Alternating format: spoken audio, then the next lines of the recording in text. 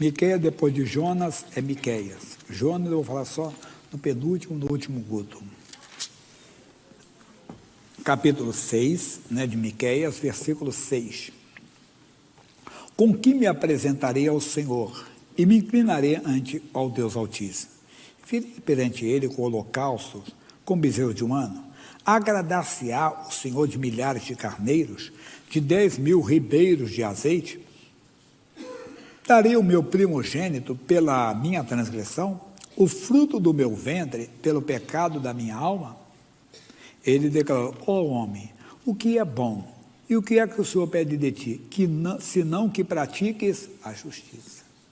A justiça, nesse caso aqui, que a Bíblia fala para nós, na nova aliança, por exemplo, é acreditarmos no sangue que Jesus derramou na cruz do Calvário. E ali, então, nós pedimos perdão. Nós somos justificados, inocentados, é a justiça de Deus. Eu gosto de lembrar de Barrabás, que ele foi solto e Jesus foi preso. Barrabás simbolizava a humanidade. Com o pecado, entenda bem, a humanidade foi solta e Jesus foi preso. Ele morreu pela humanidade. Essa é a justiça de Deus.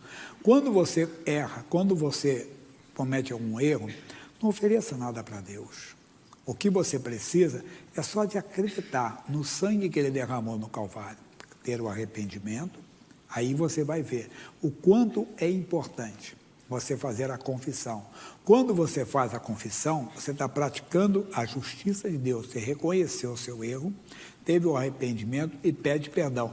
Não ofereça nada. Há uma cultura, vamos dizer assim, pagã ou religiosa no meio do povo, que sempre que você quer algo de Deus, você tem que oferecer algo para Deus. Não faça isso. Você não precisa oferecer nada. Ele está dizendo aqui, olha só. Ele te declarou: ó homem, o que é bom? O que é que o Senhor pede de ti? Senão que pratiques a justiça. Pratique a palavra de Deus. Viva a palavra de Deus. Se é a cura divina, pelas suas feridas, fomos sarados. Você não precisa oferecer nada pela sua cura. De vez em quando eu ouço para o testemunho das pessoas, não, porque aí eu fiz um voto com Deus, não sei o quê. É desnecessário. Porque a Bíblia garante que pelas feridas de Jesus fomos sarados. E que sem fé é impossível, não é sem dinheiro, não é sem fé. Quer dizer, a certeza de que aquilo que Deus diz é verdadeiro, com convicção de que aquilo que Deus é verdadeiro, você toma posse. Eu falei do perdão, falei da cura, mas pode ser qualquer outra bênção. Meu filho nas drogas, meu filho na prostituição, eu fiz um voto com Deus. Desnecessário. É só você crer no que a Bíblia diz: meu filho, herança do Senhor, esse vício, essa prática está amaldiçoada em nome de Jesus. Pratique a justiça, pratique a palavra de Deus. Sabe por quê? Salmo 17, versículo 1.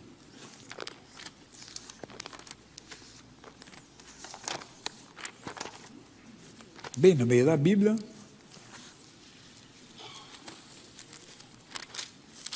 Ele diz: ouve, Senhor, o quê? A justiça. E atende, entenda, o meu clamor. Dá ouvidos à minha oração, que não é feita com lábios enganosos. Tentação de lábios mentirosos. Mas a verdade é a palavra de Deus. Então, a minha oração, ela tem que ser feita com lábios verdadeiros, que é a palavra de Deus. Com a palavra de Deus, eu digo: Senhor, eu não aceito essa doença, porque eu fui curado pelas feridas de Jesus. Senhor, eu clamo pelo teu perdão, eu clamo pela tua misericórdia, para que o sangue de Jesus me lave, o sangue de Jesus me purifique. Isso é a palavra. 1 de João 1,9, se confessarmos o nosso pecado, ele é fiel e justo para nos perdoar, e o sangue do seu Filho nos purifique. Então você fala: Deus ouve assim. Mais ainda, no Novo Testamento, nós vamos para Romanos, capítulo 5, isso foi na outra semana, hoje tem a ceia, é muito importante isso para nós. Eles, sendo, pois, justificados pela fé. Não é por outra coisa, pela fé. A fé vem por ouvir, e ouvir pela palavra. Então você é inocentado, você é abençoado, você é curado, você é perdoado pelo que Deus diz na sua palavra. Então você segura aquilo. Lembra da primeira parte, que você resiste ao diabo como? A qual resistir firmes na fé. 1 de Pedro 5,9. Li com vocês hoje. Foi a primeira parte. Assim como você resiste ao diabo firme na fé, você também é abençoado pela fé.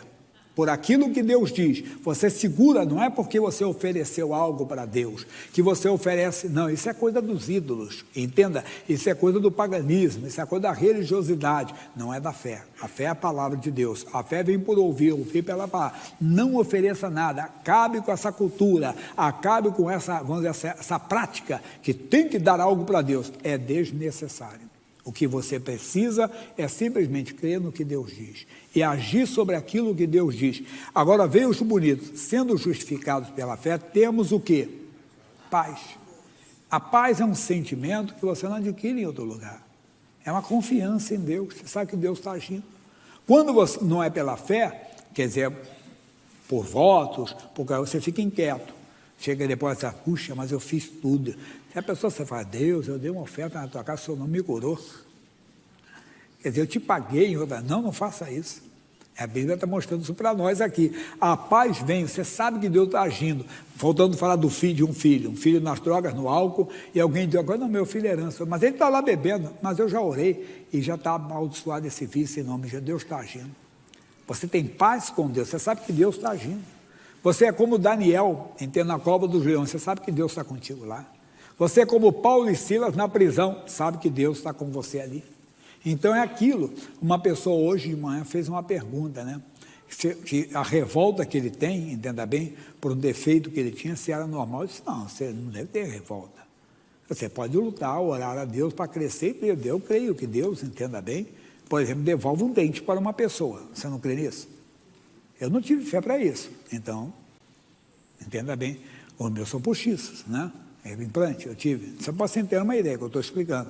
Mas eu criei, mas não tive fé para isso. Então, eu não vou ficar. Eu tenho aquela fé de Abacuque. O que o Abacuque diz? Ainda que a figueira, a vide não dê. O que ele diz lá no capítulo 3, versículo 18? Todavia eu me alegrarei no Senhor. Então, você tem paz com Deus, porque você vai ficar pela fé. Se você não teve fé ainda para aquilo, como é que eu vou querer se eu não tive fé para aquilo? Como é que eu vou ficar para Deus? Deus, se eu não me devolver o meu dente, eu não tive fé para isso. Eu não pedi Deus para isso, eu nunca cheguei para Deus pedir, porque eu não tive fé para isso ainda. Porque a oração sem fé não é agradável, então eu não vou fazer. Não vou chegar, Deus, eu quero meu dente de volta, eu vou tirar esse pão, jogar fora, vou ficar banguela aqui, mas vou ficar na... Quando alguém me perguntar, eu digo, eu estou na fé. Ninguém faz isso, não é verdade? Mas eu creio que Deus pode dar, mas não tive fé para isso. Então, sendo justificado pela fé, temos paz. Aí você não fica acusando Deus de nada. Você não fica murmurando, Deus, eu estou orando, Deus, mas por que meu marido não se converte? Por que a minha esposa não se converte? Por que meu filho não se converte? Não, então não é fé. Fé é o quê, pessoal?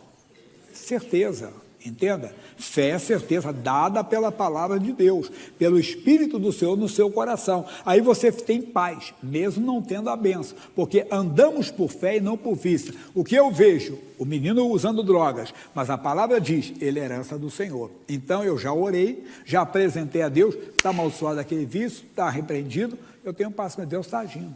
Alguém diz, você é muito passivo, você é muito quieto, você é muito acomodado.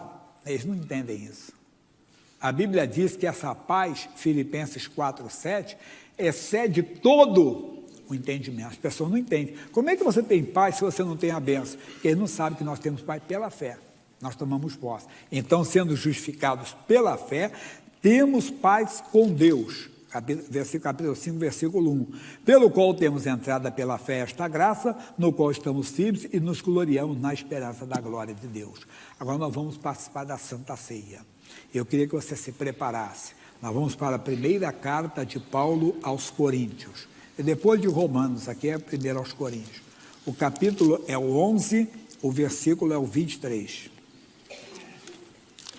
Mas Deus falou o seu coração agora, hein? Muito forte. 1 aos Coríntios 11, 23.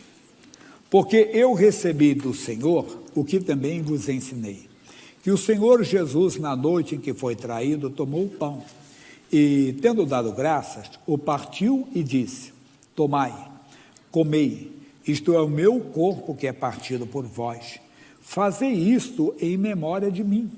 Semelhantemente, também depois de ceiar, tomou o cálice, dizendo, este cálice é o novo testamento no meu sangue. Fazei isto todas as vezes que beberdes em memória de mim. porque todas as vezes que comeres este pão e beberes este cálice, anunciais a morte do Senhor até que venha. Portanto, qualquer que comer este pão ou beber o cálice do Senhor indignamente, será culpado do corpo e do sangue do Senhor. Examine-se, pois, o homem a si mesmo, e assim coma deste pão e beba desse cálice. O que Paulo está dizendo? Não participe indignamente, se examine antes. Senhor, me sonda. Se tem alguma coisa errada, o Senhor tira de mim. Se tem, você fala, me perdoa, Deus, eu quero santidade. E Ele perdoa. Amém?